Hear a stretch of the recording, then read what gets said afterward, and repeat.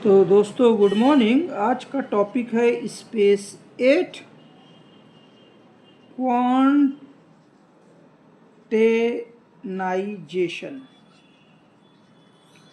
जिसकी अक्सर quantum physics में चर्चा होती है। तो दोस्तों कोहेरेंस के लिए, कंसिस्टेंसी के लिए पुरानी कहानी का रिकैप थोड़ा सा। कोई भी खाली स्पेस अगर उसमें मास नहीं है कोई बात नहीं, लेकिन इस स्पेस को डिफ्रेंसिएशन अगर कोई कर सकता है तो वो है एक हॉलो सरफेस। यही हॉलो 3D सरफेस जो है वो एनर्जी को रिप्रेजेंट करता है। और ये 3D सरफेस जो हॉलो है, कितना भी कॉम्प्लेक्स हो, वो एक्चुअली में 2D शीट से अपने आप को डिराइव कर सकता है, फ्लैट 2D शीट से। इसी 2D शीट का प्रोजेक्शन जो है वो 3D सरफेस है। और ये प्रोजेक्शन एक्चुअली में बनता कैसे है? ये एक्चुअली में बनता है लाइट के प्रोपोगेशन से। जब भी लाइट इसमें पास होती है तो ये 2D सरफेस 3D प्रोजेक्शन में तब्दील हो जाता है। मतलब ये सरफेस एक्चुअली में रियलिटी में क्या बोलते हैं, कुछ ऊपर जाएगा कुछ नीचे जाएगा, ऐसे ये अपने आप को सरफेस 3D में प्रोजेक्ट करने लगता है। अक्सर मैं YouTube वीडियोज में सुनता हूँ कि स्पेस एक खुली चादर की तरह है, इसको मोड़ सकते हैं और फैला सकते हैं। लेकिन स्पेस जो है कंटिन्यूअस चादर नहीं है। जी हाँ, स्पेस कंटिन्यूअस चादर नहीं। अगर मैं इस 2D शीट को जो एकदम फ्लैट है, डिस्टर्बेंस वाली नहीं, 3D प्रोजेक्शन को नहीं, बल्कि 2D शीट को एक लाइन से रिप्रेजेंट करूं, मान लीजिए ए एंड बी के बीच में ये शीट है, तो ए एंड बी के बीच में अगर शीट को एक लाइन से सिविल इंजीनियर के तौर पे मैं इसको रिप्रेजेंट करूं तो स्पेस फ्लैट है, ठीक है। लेकिन अगर ये स्पेस कंटिन्यूअस चादर होगी, मतलब पूरी कंटिन्यूअस होगी, तो किसी भी बिंदु पॉइंट ए से, मान लीजिए पॉइंट ए से अगर हम स्पेस को कंटिन्यूअस चादर बना देंगे, ऐसे मान लीजिए बना दिए, फिर ऐसे बना दिए, ऐसे बना दिए ना, तो इसमें दिक्कत क्या है? कंटिन्यूटी में दिक्कत ये है कि अगर हम इस 2D सरफेस को लिमिट नहीं करेंगे, क्वांटाइज नहीं करेंगे, तो होगा क्या? इस कंटिन्यूटी में दिक्कत क्या है कि सपोज अगर लाइट को क्या बोलते हैं, एज ए डिस्टर्बेंस इन्हीं शीट्स में चलना है, तो लाइट को अगर सपोज इस डायरेक्शन में चलना है या इस डायरेक्शन में चलना है, समझ रहे हैं ना? फॉर एग्जांपल ये कोई बॉडी है और यहाँ से क्या बोलते हैं, शीट ऐसे ऐसे अपने आप को अलाइन किए हुए है, सपोज इस तरह से। लेकिन यहीं से अगर लाइट को इस डायरेक्शन में चलना है या इस लाइट को इस डायरेक्शन में ट्रेवल करना है, तो ये शीट्स अगर कंटिन्यूअस रहेंगी तो इनको एक साथ ओरिएंट करना, और मान लीजिए मल्टीपल लाइट अगर ट्रेवल कर रही है तब फिर कैसे होगा? इसलिए लाइट स्पेस में सभी डायरेक्शन में किसी पॉइंट से आइसोट्रोपिक स्पेस में सभी जगह स्पीड सी शो करती है। तो इसका मतलब चारों तरफ स्पेस का बिहेवियर लाइट के लिए एक समान होना चाहिए, तो कंटिन्यूअस शीट मॉडल फिट नहीं बैठेगा। इसका मतलब क्या है कि अगर हम स्पेस को छोटी छोटी शीट्स में डिवाइड कर लें, उन शीट को क्वांटाइज्ड कर लें, कहने का मतलब है ये जो 2D सरफेस है फ्लैट, इसको छोटी छोटी शीट्स में क्वांटाइज कर दें, तब क्या होगा कि इन शीट्स में फ्लेक्सिबिलिटी आ जाएगी। कोई भी लाइट का डिस्टरबेंस जो इस शीट को ट्विस्ट करेगा या 3D प्रोजेक्ट करेगा, तो इसको थोड़ा और करीब से समझिए कि स्पेस को अगर हम क्वांटाइज कर दें इन 2D शीट्स में, फ्लैट स्पेस को ना, तो पता लगा तब इसमें फ़ायदा ये है कि suppose as a disturbance light इधर की ओर चलने के लिए रेडी है, तो जैसे ही लाइट का डिस्टरबेंस इस शीट में ही चलेगा तो इस शीट को वो ट्विस्ट मतलब 3D प्रोजेक्ट कर देगा। क्या कर देगा? 3D प्रोजेक्ट कर देगा। तो ये सरफेस जो होगा अपने आप को ये एम्पलीट्यूड्स की वजह से, डिस्टरबेंस की वजह से अपने आप को 3D सरफेसेस में क्या बोलते हैं, प्रोजेक्ट कर देगा। ठीक है। और लाइट जब ये जो डिस्टरबेंस है एक्चुअली में इसी फ्लैट स्पेस में, ये तो सीधा चला था तो ये 3D सरफेस बन गया लाइट के कारण। अब यही क्या बोलते हैं, एनर्जी सरफेस अगले वाले से इंटरेक्ट करेगा और उसको भी क्या बोलते हैं, 3D में तब्दील कर देगा। तो इन फ्लैट शीट को हम कहेंगे, क्वांटाइज शीट्स को ग्रेविटॉन शीट्स कहेंगे। क्या कहेंगे cameraman Reema Jaiswal? Graviton sheets. और जब light as a disturbance travel करेगी 3D प्रोजेक्शन में, इनको कहेंगे ग्रेविटॉन पार्टिकल्स। और ये फ्लेक्सिबिलिटी एक्चुअली में शीट को इस डायरेक्शन में ओरिएंट कर देगी और light as a straight direction में हमको जाती हुई दिखेगी। एक फ़ायदा तो ये हुआ। दूसरा फ़ायदा ये हुआ इसी शीट क्वांटाइजेशन का, शीट का कॉन्टिन्यूस ना होने का, कि लाइट कोई ज़रूरी नहीं कि शीट की तरफ इसी डायरेक्शन से आए। शीट की तरफ, मान लीजिए ये शीट को रिप्रेजेंट कर रहे हैं, तो शीट को कोई ज़रूरी नहीं कि जो लाइट का डिस्टरबेंस है वो इसी डायरेक्शन से आए ना, इस शीट के ऊपर। वो क्या बोलते हैं, मल्टीपल डायरेक्शन से इस शीट की तरफ एज ए डिस्टरबेंस आ सकता है। होगा क्या कि किसी भी तरफ से डिस्टरबेंस इस शीट पे आएगा, ये अपने आप को 3D प्रोजेक्शन में क्या बोलते हैं, ये शीट जो है, जो 2D है, ये 3D प्रोजेक्शन में अपने आप को तब्दील कर लेगी 3D क्वांटाइज्ड स्पेस में, जिसको हम कहेंगे ग्रेविटॉन पार्टिकल। तो GS तब्दील हो जाएगा, ग्रेविटॉन सरफेस तब्दील हो जाएगा ग्रेविटॉन पार्टिकल में। अच्छा, अब यहाँ पे क्या है कि अलाइनमेंट सीधा सीधा चल रहा था, लेकिन ये 3D सरफेस जो है, जिधर से इस सरफेस पे लाइट आई रहेगी, सपोज इधर से आ रही है लाइट, तो 3D जो ये सरफेस होगा, इसकी चांसेस ज़्यादा होंगे कि ये अपने आप को जो नेक्स्ट क्या बोलते हैं, इसके सामने जो फ्लैट शीट है वो इधर भी है, इधर भी है, इधर भी है, हर जगह है। तो अब इसके पास चांसेस हैं कि वो अगर सीधी लाइट आती इस 2D सरफेस में, अगर स्ट्रेट लाइट आती तो स्ट्रेट अगले पार्टिकल को वो 3D प्रोजेक्ट कर देता। लेकिन अब चूंकि लाइट इसको क्या बोलते हैं, सपोज इस डायरेक्शन से फ्लैट सरफेस में आई थी और फ्लैट सरफेस 3D में प्रोजेक्ट हो गया, लेकिन ये प्रोजेक्शन इससे डिफरेंट है और ये क्या करेगा कि इसको इस वाले फ्लैट सरफेस को प्रोजेक्ट नहीं करेगा, 3D में चेंज नहीं करेगा, बल्कि इस वाले को करेगा। जैसे ही इस वाले को करेगा तो आप देखोगे कि ये वाला सरफेस क्या बोलते हैं, अब ये 3D में तब्दील होगा। तो लाइट क्या बोलते हैं, एक इन शीट अरेंजमेंट से और इसमें एज अ डिस्टर्बेंस चलने से लाइट अलग अलग डायरेक्शंस में समान तरीके से और समान स्पीड से चल सकेगी।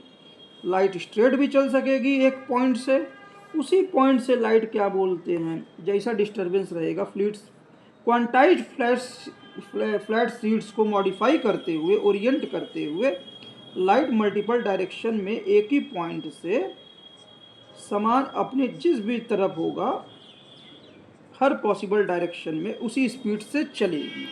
अच्छा, मैथमेटिकल सिंप्लिसिटी के लिए एक फ़ायदा ये होता है इस फ्लैट लाइट इस अभी सीट पे, चूँकि ये सरफेस क्वांटाइज्ड होने का ये फ़ायदा रहा कि स्पेस को आइसोट्रॉपिक बिहेवियर मिल जाता है, लाइट हर डायरेक्शन में सी स्पीड से चलेगी। ठीक है, स्पेस को फ्लेक्सिबिलिटी भी मिल जाती है, ये भी ठीक है। लाइट जो ये 3D सरफेस पे चलती है और हर तरफ स्पीड भी बराबर हो जाए, डायरेक्शन ही पॉसिबल नहीं होती है कि हर डायरेक्शन पॉसिबल हो जाती है। अगर कंटिन्यूस शीट होती जैसे दिखाया, तो पूरी सीट को फिर से रीओरिएंटेट करना बड़ा दिक्कत का काम होता और हर डायरेक्शन में लाइट की स्पीड वही नहीं होती, स्पेस आइसोट्रॉपिसिटी नहीं शो करता। अगर मैं साइंटिफिक नाम गलत दे रहा हूँ तो आप अपने टर्म में इसको समझ लीजिएगा। क्वांटाइजेशन शीट्स के रूप में कम से कम डायरेक्शन को तो हर तरफ सही अवेलेबल कर देता है। अच्छा, डायरेक्शंस हर तरफ इक्वली हैं और उसी सब तरफ इस लाइट की स्पीड एक समान है। इसका एक कारण ये भी होता है कि ये जो 3D सरफेस है, ये जो शीट पे जिधर से भी डिस्टरबेंस पहुंचेगा, चाहे इधर से पहुंचे या इधर से पहुंचे, या तो ये 2D जो शीट है, 2D शीट अपने आप को 3D ग्रेविटॉन पार्टिकल में ट्रांसफॉर्म करेगी और इस शीट पे जिस भी डायरेक्शन से पहुंचेगा, मान लीजिए इस सिरे से जिस भी डायरेक्शन से पहुंचेगा, तो क्या बोलते हैं, इन एनर्जी सरफेसेस पे ही as a disturbance light travel कर रही है। तो ये 3D है, ये क्या है, 3D है। इसको और बड़ा कर लीजिए, मान लीजिए लाइट यहाँ से पहुंची, चाहे इस पॉइंट पर लाइट, चाहे यहाँ से पहुँचे, यहाँ पे पहुँचे, यहाँ पे पहुँचे, या सपोज लाइट क्या बोलते हैं इस शीट को यहाँ से भी मान लीजिए पहुँचे, तो जो भी सरफेस होगा वो 3D बनेगा और किसी एक पॉइंट पे जहाँ पे लाइट पहुँची है उसको फिक्स करें, और जिधर से भी लाइट पहुँची है इस 2D फ्लैट शीट में, फ्लैट शीट कुछ इस तरह से, जो फ्लैट शीट है अब इस तरह से हो गई है लाइट के पहुँचने के कारण।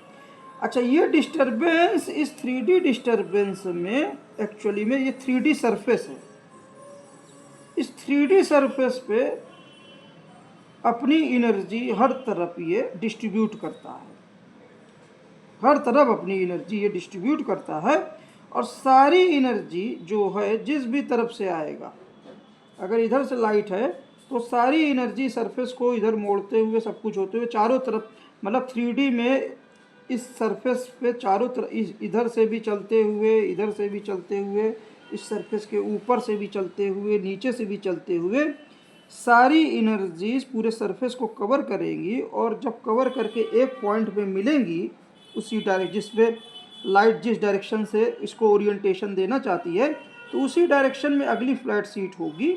अच्छा, चूँकि सरफेस, टोटल सरफेस कवर करना है लाइट को एज ए डिस्टरबेंस के तौर पर, इसलिए हर सरफेस, चूँकि हर एक सरफेस जो बनेगा वो एक शीट का 2D शीट क्वांटाइज्ड है एरिया में, इसलिए 3D सरफेस का भी एरिया क्वांटाइज्ड है और पूरे सरफेस को कवर करना है। इसलिए एक ग्रेविटॉन पार्टिकल से लाइट एज ए डिस्टरबेंस को गुजरने में, या एक शीट से गुजरने में लाइट एज ए डिस्टरबेंस को, टाइम भी क्वांटाइज्ड हो जाता है। तो स्पेस ही नहीं क्वांटाइज्ड होता है, टाइम भी क्वांटाइज्ड हो जाता है, क्योंकि हर शीट का एरिया वही है, हर सरफेस का एरिया वही है, बस फर्क ये है कि ओरिएंटेशन डिपेंड करेगा कि वास्तव में शीट में लाइट किस डायरेक्शन से आ रही है और किस तरह का 3D सरफेस जो है एज अ डिस्टरबेंस किस पॉइंट पर, किस ओरिएंटेशन में फ्लैट शीट को क्या बोलते हैं, या इधर फ्लैट शीट को अगला 3D सरफेस के रूप में उसको जनरेट करता है। तो क्वांटाइजेशन लाइट को आइसोट्रोपिक स्पेस देती है और इसी के साथ साथ लाइट को हर डायरेक्शन में एक स्पीड दे देती है। वो इसलिए कि हर ग्रेविटॉन सरफेस या शीट से ट्रेवल करने के लिए लाइट का टाइम क्वांटाइज्ड हो जाता है, क्योंकि वो as a disturbance in sheets पे एज अ प्रॉपर्टी के तौर पर चलती है। इस सेंस में कहेंगे कि न्यूटन जो कह रहे थे कि ब्रह्मांड में एक ऐसी क्लॉक है जो हमेशा समान रूप से हर जगह चलती है, इस सेंस में न्यूटन फिर से ग्रेव से आ गए हैं। हाँ, फेमन साहब का वीडियो सुन रहा था मैं, और एक ब्रह्मांड में जो यूनिवर्सल क्लॉक है वो स्पेस टाइम क्वांटाइजेशन के रूप में है, और उसके बिना लाइट हर डायरेक्शन में बराबर की स्पीड से नहीं चल सकती है। अच्छा, दरअसल स्पेस क्वांटाइजेशन ही ग्रेविटी को भी जन्म देती है। ग्रेविटी में क्या होता है कि ग्रेविटी में हमने पहले बताया कि लाइट तो स्पेस में फ्लैट सरफेस पे चलती है और उसको डिस्टरबेंस, उस सरफेस को क्या बोलते हैं, ट्विस्ट कर देती है, 3D सरफेस में बदल देती है ना, इस तरह से बदल देती है, 3D में बदल देती है। फिर लाइट ओरिएंट भी करती है इसके जरिए शीट्स को अपने मनचाहे डायरेक्शन में, ये सब तो होता ही है। लेकिन लाइट क्या बोलते हैं, आप देखिए कि अगर ये 2D शीट 3D सरफेस में प्रोजेक्शन में बदलेगी तो लीनियर डिस्टेंस जो कवर करेगी एक पॉइंट से दो पॉइंट पर अपने मतलब के डायरेक्शन में, वो शॉर्ट हो जाएगी। क्या हो जाएगी? शॉर्ट हो जाती है। तो फ्लैट स्पेस में, जो फ्लैट स्पेस में चलने से पहले दूरी थी लाइट के प्रोपोगेशन के समय, जो डिस्टेंस ए एंड बी के बीच में है, वो शॉर्ट हो जाएगी। वो शॉर्ट हो जाएगी ए एंड बी के बीच में डिस्टेंस जो पहले थी, या एक ए एंड बी के बीच में अगर एक शीट थी तो उसी फिजिकल डिस्टेंस में एक्चुअली में प्रोपोगेशन के समय दो शीट्स भी आ जाएंगी। लेकिन क्या होगा कि अब जैसे ही ए एंड बी के बीच में मान लीजिए कि एक शीट थी फ्लैट शीट, और जब लाइट इसमें एज ए डिस्टर्बेंस ट्रेवल करेगी तो ये डिस्टर्बेंस आधे में ही शीट को खा जाएगा ना, आधे को ही शीट को खा जाएगा। और बी के लिए शीट जो है बगल की फ्लैट शीट, मतलब 3D बन गया तो बगल वाली 3D शीट अब यहाँ नज़र आएगी इसी ओरिएंटेशन, तो बगल से ये शीट आ जाएगी।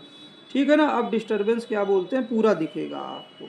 लेकिन जब लाइट ए और बी से बाहर पास हो जाएगी तो फिर से number of sheet A and B के बीच में वही हो जाएगी, और डिस्टर्बेंस जब आगे चढ़ जाएगा तो उस जहाँ पे आगे जाएगा वहाँ पर दो शीट हो जाएगी। और जो ये शीट इन्होंने इस रीजन में ए एंड बी से एक्स्ट्रा आई थी वो शीट वापस स्पेस में चली जाएगी, और यहाँ पे जो एक्स्ट्रा शीट आई है वो यहाँ से फिर यहाँ चली जाएगी। लेकिन पहले जैसे वीडियो में बताया कि लाइक अगर ए एंड बी के रीजन में ये disturbance light as a disturbance fix हो जाता है, क्या हो जाता है? फिक्स हो जाता है, तो ये तभी पॉसिबल है कि लाइट बार बार इस रीजन में एज ए डिस्टर्बेंस पास हो।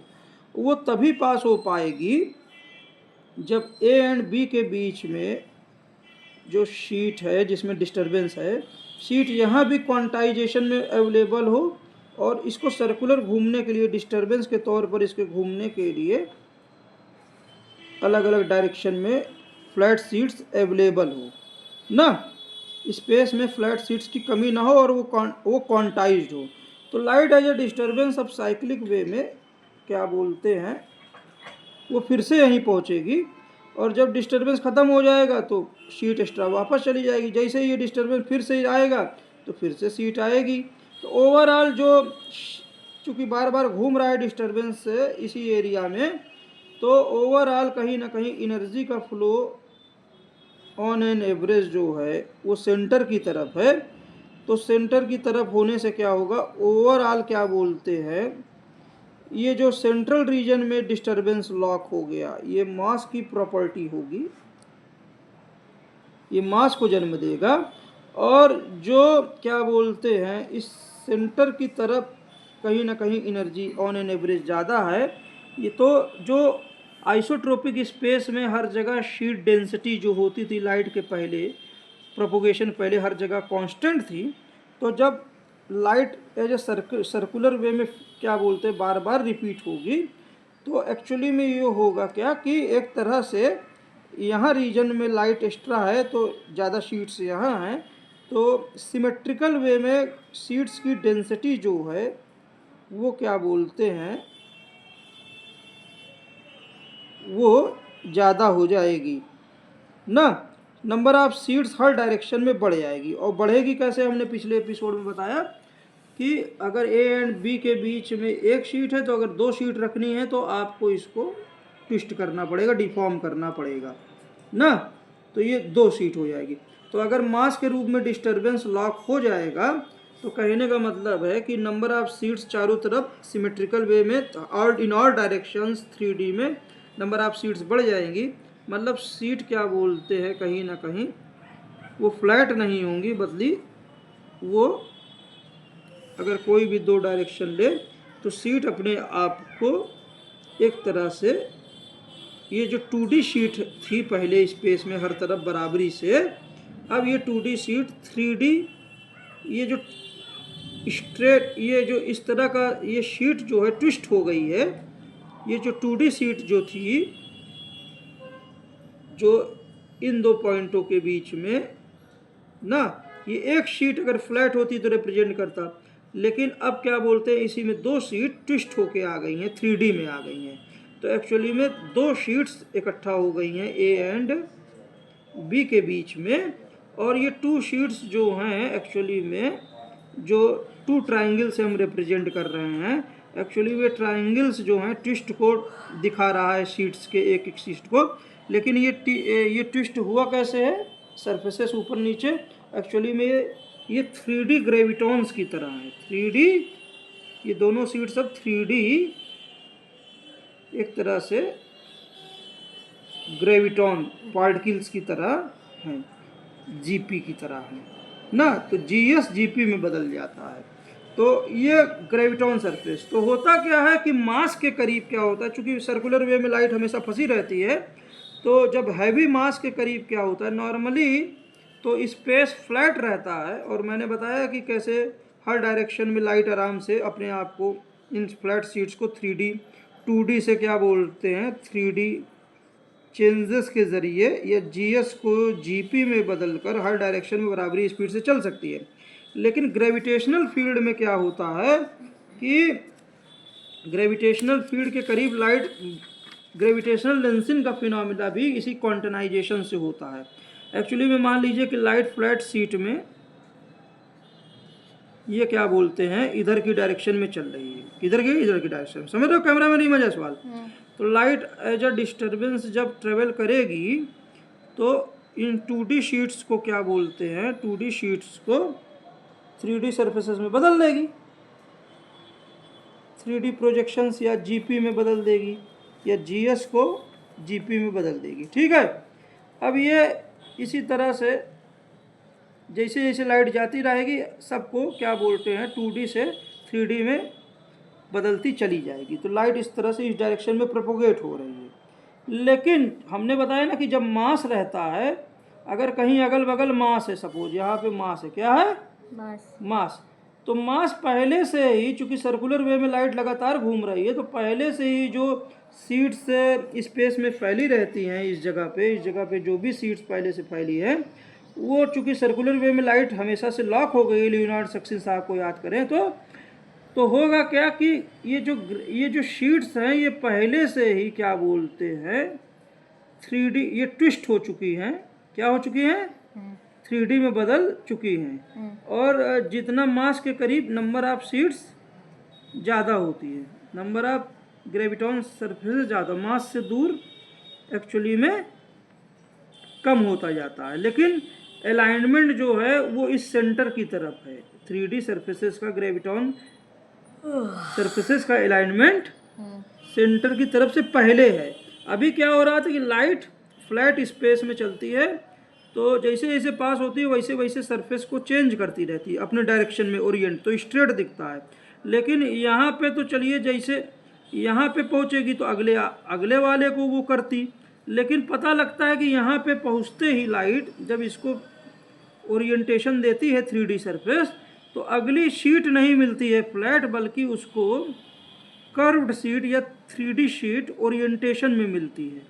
तो जो उसको क्या बोलते हैं स्ट्रेट डायरेक्शन में जाना था, अगर पहले से ही सरफेस ग्रेविटी के कारण ये शीट्स पहले से ही अलाइन हैं किसी पर्टिकुलर डायरेक्शन में, तो लाइट सीधे जाने के बजाय लाइट फिर मुड़ना चालू कर देती है। क्या चीज़? मुड़ना। और चूंकि ये सीट हर डायरेक्शन में सिमेट्रिकल वे में लाइन है, तो लगातार लाइट मुड़ जाती है। सिंपल वे में कहें, यही ग्रेविटेशनल लेंसिंग को भी डिक्टेट करता है। तो मास के करीब क्या होता है, मास के करीब सिंपल वे में लाइट तो सीधे जाने की कोशिश करती है अपने डायरेक्शन में, लेकिन चूंकि सेंटर के तरफ जब भी मान लीजिए इस पॉइंट पे ग्रेविटी के करीब आ रही है, इस पॉइंट पर ग्रेविटी से कांटेक्ट हो रहा है, तो इस पॉइंट पे फ्लैट शीट से कांटेक्ट नहीं हो रहा है लाइट का, जिसको वो ओरिएंट करेगी। इस पॉइंट पे पहले से ही शीट जो हैं सेंटर की तरफ ज़्यादा ओरिएंट हैं, तो लाइट जो इसको सीधी जानी थी एक्चुअली में वो क्या बोलते हैं अगला सरफेस, ये थोड़ा इधर से बना है, तो लाइट एक्चुअली में फ्लैट शीट को जो यहाँ इसको पाना था, इस डायरेक्शन में जो इसको जाना था, वो एक्चुअली में इसको पहले से ही पा लेती है ग्रेविटेशनल फील्ड में, और लाइट एक्चुअली में ये मुड़ती है। उसके बाद जैसे ही इसको अगर फ्लैट सीट मिलती तो सीधे निकल जाती, लेकिन फिर से ये क्या बोलते हैं अलाइनमेंट है, तो अलाइनमेंट होने के कारण लाइट फिर इस तरफ पहले से ही इस ट्विस्टेड या 3D प्रोजेक्शन में इधर जाती है, और उसी के कारण फिर से ये क्या बोलते हैं ऐसे जाती है, और एक तरह से क्या बोलते हैं लाइट जो है बेंड हो जाती है। क्या हो जाती है? बेंड हो जाती है, क्योंकि ग्रेविटी ही स्ट्रक्चर स्पेस में 2D शीट्स फ्लैट होती हैं, और यही ग्रेविटॉन सरफेसेस ग्रेविटॉन शीट्स ही स्पेस की ग्रेविटी या एनर्जी को दर्शाते हैं और लाइट को स्ट्रेट पाथ देते हैं। लेकिन लाइट क्या बोलते हैं जब भी मास के रूप में लॉक होती है तो वो इन सीट्स को क्या बोलते हैं, नंबर ऑफ सीट्स को मास के करीब बढ़ा देती हैं, और पहले से भी इनको क्या बोलते हैं ओरिएंटेशन 3D ओरिएंटेशन दे देती है, जिसके वजह से फ्लैट सरफेसेस पे चलने वाली लाइट इन फ्लैट सरफेस को अपने हिसाब से मोड़ने वाली लाइट के सामने दिक्कत होती है। जब ग्रेविटेशनल फील्ड में उसको पहले से ही एक डिफरेंट शीट्स का आर्किटेक्चर या डिफरेंट ग्रेविटी का आर्किटेक्चर मिलता है। कहने का मतलब सिंपल टर्म में लाइट जिस फ्लैट शीट को अपने हिसाब से ओरिएंट करते जा रही थी अपने फ्लो में ना, अगर अगली शीट लाइट के फ्लो के समय पहले से ही ओरिएंट है पहले से ही ओरिएंट है अगली सीट, ये तो ये दिखा रहा है कि फ्लैट सीट लाइट के ओरिएंटेशन से 3D में तब्दील हो गई, ठीक है ना। लेकिन अगर अगली सीट पहले से ही क्या बोलते हैं किसी पर्टिकुलर डायरेक्शन में ओरिएंट हैं तो लाइट अब सीधा नहीं जाएगी, लाइट क्या बोलते हैं ओरिएंटेशन की तरफ मुड़ जाएगी। क्या हो जाएगी? मुड़ जाएगी। ये ओरिएंटेशन ऐसा होगा कि मानो कि ये स्ट्रेट सीट से जो 3D बन रहा था, अब ये नया ओरिएंटेशन इस तरह से चूंकि पहले से ही बना हुआ है, लाइट इसी डायरेक्शन में चली जाएगी। ऐसा होगा कि लाइट ने रास्ता बदल दिया और जो इस डायरेक्शन की सीट थी ना कि सीधी वाली सीट को छोड़ दिया और इस डायरेक्शन की सीट को अपने हिसाब से मोल्ड कर लिया। तो इस तरह से लाइट जब भी मास के बगल जो ग्रेविटेशनल आर्किटेक्चर पहले से ही मिला रहेगा या मास के बगल क्या बोलते हैं पहले से ही क्या बोलते हैं शीट्स जो फ्लैट होनी चाहिए थी पहले से ही सेंटर की तरफ सीट्स क्या बोलते हैं 3D में ओरिएंट हैं ना, और नंबर ऑफ सीट्स भी बढ़ गई हैं, इसलिए लाइट क्या बोलते हैं ग्रेविटी के प्रभाव में मुड़ जाती है ओवरऑल। अच्छा, यही चीज क्या बोलते हैं क्वांटाइजेशन लाइट का। मान लीजिए ए एंड बी में कितनी शीट थी रीमा जायसवाल? एक शीट थी, और एज अ डिस्टर्बेंस लाइट के चलने से नंबर ऑफ सीट का जो बढ़ घट जाता है, अब ए और बी के बीच में कितनी सीट हो गई? 2 सीट हो गई ना। ये तो फ्लैट स्पेस था, लेकिन मास क्या करता है, मास नंबर ऑफ सीट्स को पहले से ही ए एंड बी के बीच में जो नंबर ऑफ सीट्स है लाइट के आने से पहले ही चूंकि उसको ट्विस्ट कर देता है ना 3D में बदल देता है, तो पहले से ही ए एंड बी में 2 शीटों को अवेलेबल कर देता है ग्रेविटी, एक फॉर एन एग्जाम्पल, ठीक है। तो अब क्या होगा कि लाइट ए एंड बी के बीच में 2 शीट्स हो गई। क्या हो गई? 2 शीट्स हो गई। थोड़ा दूर पे जाएंगे तो ए एंड बी के बीच में जो 2 सीट्स हैं काफ़ी दूर पे देखेंगे इसको तो ए एंड बी के बीच में इसी ए एंड बी के बीच में एक ही सीट है। क्या है? एक ही सीट है। ये स्पेस को रिप्रेजेंट कर रहा है। क्या कर रहा है? स्पेस को। तो लाइट ए से बी में ट्रेवल करती है फ्लैट सरफेस पे सपोज ना, और ए से बी के सिरों पे हमने क्या बोलते हैं घड़ी के 2 प्लेट्स रख दिए। तो लाइट जैसे ही ए से बी में पहुंचती है तो हम कहते हैं 1 सेकेंड। क्या होता है? 1 सेकेंड। ये घड़ी का 1 सेकेंड है ए से बी में। एक शीट को कवर किया। हमने बताया कि एक शीट को कवर करने में टाइम हमेशा T1 लगता है। क्या लगता है? T1 वो फिक्स है ना। ए से बी में एक शीट को कवर करने में टाइम हमेशा T1 वो फिक्स है, तो टाइम भी क्वांटाइज्ड है इसका, क्योंकि एरिया भी क्वांटाइज्ड है। लेकिन यही लाइट जब ग्रेविटेशनल फील्ड में यहाँ पहुँचती है तो आपको पता लगता है कि हाइयर ग्रेविटी में ए से बी में ट्रेवल करने में उसी T1 समय में वो लाइट आधा डिस्टेंस ही कवर करेगी, ठीक है। लेकिन चूंकि घड़ी हमारे पास जो घड़ी यहाँ यूज कर रहे हैं फिजिकल घड़ी, वही घड़ी हम यहाँ यूज करेंगे। जब लाइट ए से बी में पहुँचेगी तभी 1 सेकंड होगा। तो ग्रेविटेशनल फील्ड में पता लगा कि 2 सरफेसेस कवर करने हैं, पार्टिकल्स 2 सरफेसेस को कवर करना है, 2 शीट्स को कवर करना है, इसलिए यहाँ पर 2 शीट्स को कवर करना है। तो ये जो टाइम हो जाएगा T1 प्लस T2, तो T1 प्लस T2 क्या बोलते हैं, यस T1 2T1 एक्चुअली में हो जाएगा ए एंड बी के बीच का 1 सेकेंड, ग्रेविटेशनल फील्ड का 1 सेकेंड।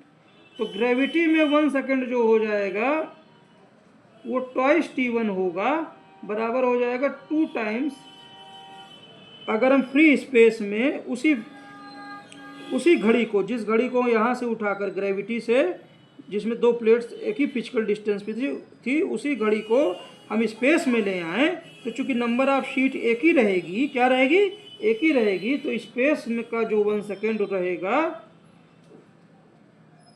T1 स्पेस का जस्ट 2 गुना क्या बोलते हैं, T1 स्पेस का जस्ट 2 गुना क्या बोलते हैं, ग्रेविटेशनल स्पेस का 1 सेकेंड होगा। फिर से इसको टाइम डायलेशन फिर से समझ लीजिए कि ए एंड बी के बीच में हमारी घड़ी है, मान लीजिए। अब नंबर ऑफ ग्रेविटॉन सीट्स 1 है ना, और इस सीट्स को कवर करने में T1 समय लगता है क्योंकि सरफेस एरिया 1 है लाइट के द्वारा, तो इसलिए ये स्पेस का 1 सेकेंड है, घड़ी का 1 सेकेंड है, और ये बराबर T1 है, और ये है 1 सेकेंड ऑफ स्पेस, क्या है, स्पेस का 1 सेकेंड। लेकिन ग्रेविटेशनल फील्ड में चूंकि सीट्स पहले से ही ओरिएंट रहती हैं, ट्विस्ट होती हैं मास के कारण,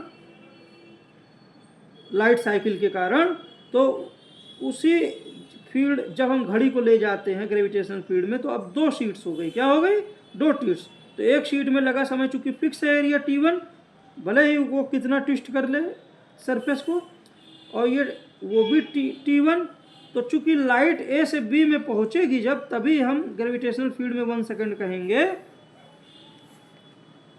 फिर से समझ लीजिए और अच्छे से समझा दें कि ए एंड बी में एक शीट है, और ए एंड बी घड़ी के 2 सिरे हैं, और एक शीट में जो समय लगेगा वो फिक्स है T1।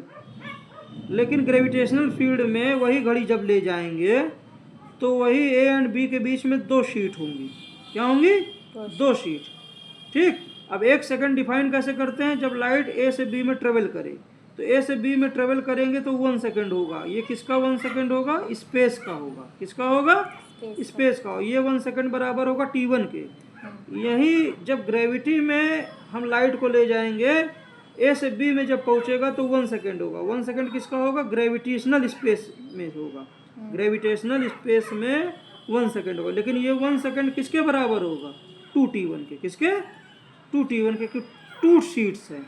मतलब यहाँ पे टाइम जो है 1 सेकेंड ग्रेविटेशनल फील्ड में स्पेस के 2 गुना हो जाएगा, ठीक है, क्योंकि 2 शीट्स को ट्रेवल करना है। इसी को कहते हैं क्या, टाइम डायलेशन, या टाइम का स्लो हो जाना। तो स्पेस क्वांटनाइजेशन एक्चुअली में, यही स्पेस क्वांटनाइजेशन एक्चुअली में ग्रेविटी को भी जन्म देता है, और ग्रेविटेशनल लेंसिंग को भी जन्म देता है, और यही स्पेस क्वांटनाइजेशन फ्री स्पेस में लाइट की अलग अलग डायरेक्शन में आइसोट्रोपिक बिहेवियर को भी शो करता है। और यही जो स्पेस क्वांटनाइजेशन है, 1 मिनट 2 मिनट और दे दीजिए, 2 मिनट, जल्दी जल्दी जल्दी से कैमरा में, 2 मिनट। अब यही जो स्पेस क्वांटनाइजेशन है, यही स्पेस क्वांटनाइजेशन जिसमें जब light as a disturbance travel करती है, एक्चुअली में इस शीट को मोड़ती है या इसको एम्पलीट्यूड देती है इन शीट्स को, तो ये शीट्स आपको 3D में इस तरह से दिखती हैं। लेकिन जब यही क्या बोलते हैं डिस्टर्बेंसेस इन क्वांटाइज सीट्स में कोलाइड करते हैं, क्या करते हैं, कोलाइड करते हैं, तो यही डिस्टर्बेंसेस आपस में ये फोटोन P1 और P2 आपस में जब कोलाइड करते हैं तो एक्चुअली में ये डिस्टर्बेंसेस जो हैं आपको जो ऐसे दिख रहे हैं ये 3D में डिस्टर्बेंसेस हैं, 3D हॉलो सरफेस में डिस्टर्बेंस हैं ना। 3D हॉलो सरफेस में ये डिस्टर्बेंस ग्रेविटॉन सरफेसेस ये कोलाइड कर रहे होते हैं, क्या कर रहे हैं, ये कोलाइड कर रहे होते हैं, ठीक है ना। सिंपल वे में 1 डायमेंशन में देखेंगे तो यही सरफेसेस आपस यही सिंपल एक डायरेक्शन में जो ये कोलिजन होता है ना, और अगर इसको पॉजिटिव, इसको नेगेटिव, इसको पॉजिटिव, इसको नेगेटिव, तो यही क्या बोलते हैं ये 3D में ये फिगर होती है, 3D में ये क्या बोलते हैं यही कोलिजन्स होते हैं।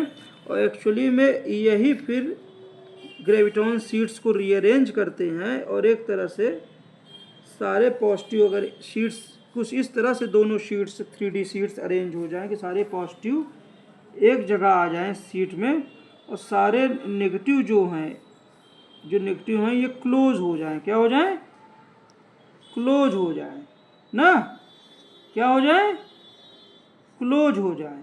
और ये फिनोमेना चूंकि 3D में है, क्योंकि ये डिस्टर्बेंस है शीट में और ये शीट खुद 3D में हो गई है, क्योंकि ये 3D में है एक्चुअली में, समझ रहे हैं ना। और लाइट दो ही डायरेक्शन से नहीं, फोटोन जो P1 और P2 हैं ये दो ही डायरेक्शन से नहीं, ये हर डायरेक्शन से, मतलब फोटोन हर डायरेक्शन में P1 P2 कई डायरेक्शन से आ रहे हैं ना।